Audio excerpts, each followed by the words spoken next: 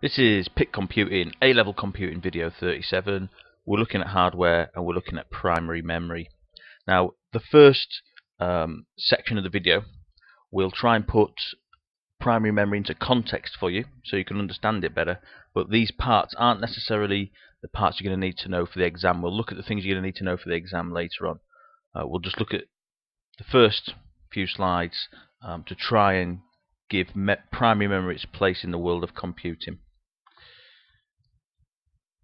We all have memories. Now, these might be how to do mathematical equations.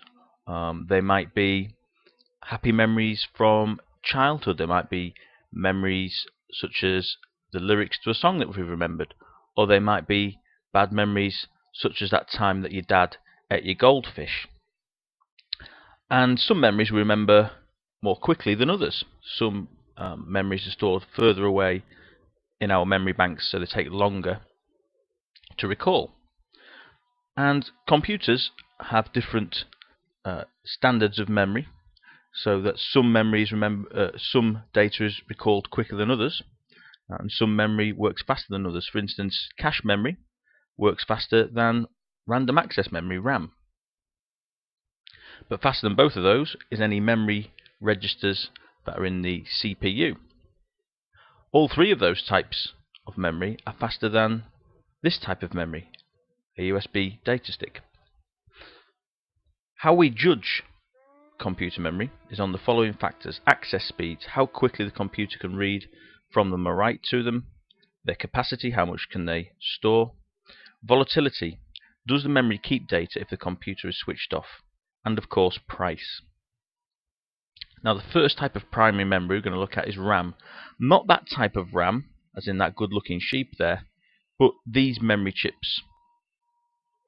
RAM is short for random access memory. It might also be known as main memory, and it's called random because data does not have to be stored in any order on those chips.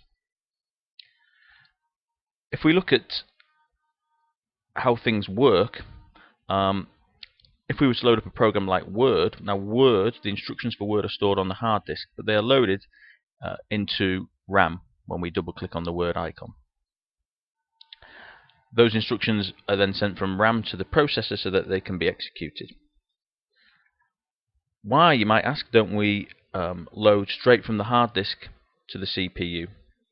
That's because RAM in the middle is much faster than the storage on the hard disk, so the CPU can access RAM more quickly.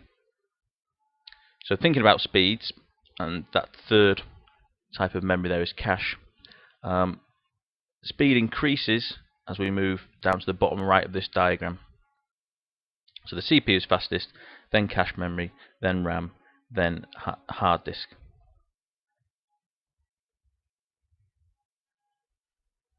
Something called virtual memory. Now, this happens when your hard disk or part of your hard disk becomes some memory, because your RAM might be full and the amount of programs that you need to run at one time might be too much for the amount of RAM that you've got.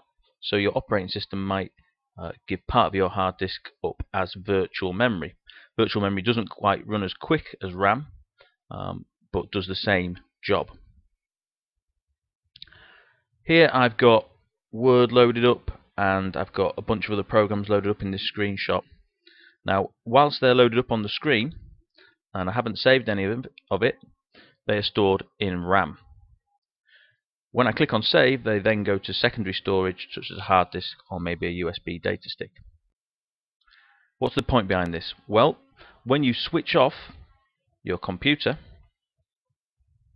volatile memory types such as RAM or cache, well, they lose the data that's on it.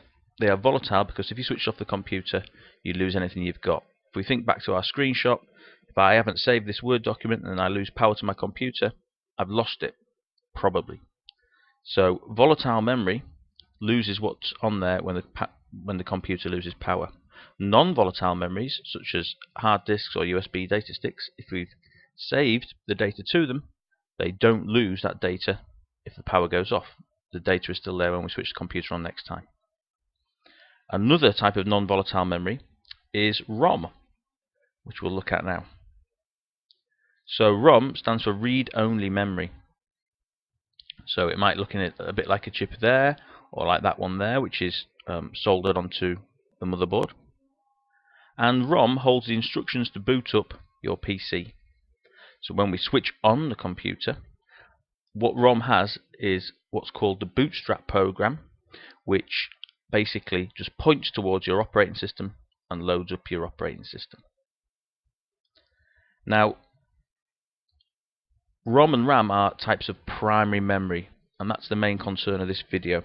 We have talked about some forms of secondary storage, but we'll be looking at those in more detail next time. So, hopefully that's put primary memory into context for you, but what do you need to know for the exam? Well, it's these sort of things. You need to know RAM and ROM and some definitions. So a definition of RAM, we know it stands for random access memory, a type of primary memory where the contents are erased when the power is turned off. Therefore, it is volatile. ROM stands for read-only memory, and it's a type of primary memory where the contents cannot be altered and are not altered when the power is turned off. Therefore, ROM is non-volatile. You could be asked which types of software can be stored in both. So in RAM we might have loaded up our operating system, any applications we're using, and any user files that are open at that time. Whereas ROM only stores the boot file or the bootstrap file. We might get asked about any differences between RAM and ROM. We know that one is volatile, RAM, and one is non-volatile, ROM. But we might say that ROM is read-only, whereas RAM is not. We can write to RAM. They have different storage spaces. ROM is always going to be smaller than RAM. The instructions to boot up the computer are going to be short, whereas RAM, we might have 8 gigabytes of RAM in our machines at the moment. And we might get asked about how data is transferred between primary storage and secondary storage. Now that's quite a complex process, which we'll talk about in another video.